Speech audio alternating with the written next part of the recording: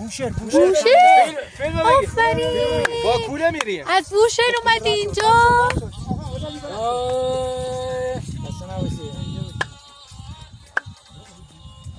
این آه بالا نیستی بعدی الان چیزی که براتم اگه تون ریت بالا بده الان براتم میگم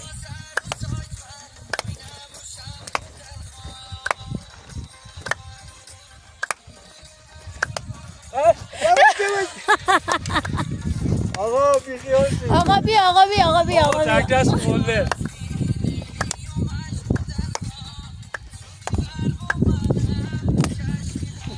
این سنگه باید بودی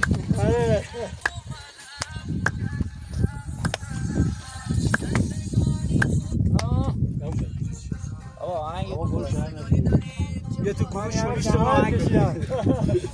آقا خیلی عالی بود دمت گرم دست درد نکنه این خوبه چونیش اینه برو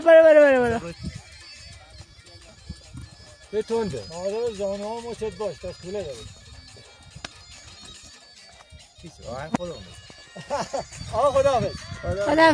شما آره شما بالا کجایی؟ دوستا در بچه ها دوستا برو پایینن یه جاده چادر برشون بگیریم بچه کجایی؟ من بندرگه هست بعد موفق باشی خداحافظ مرسی موفق باشی فکر کنید تو ارتفاع 4500 که از صبح ساعت 2 صبح ما شروع کردیم به حرکت تا الان اینم انرژی همنوردان واقعا عالیه یه ایرانی واقعا شیره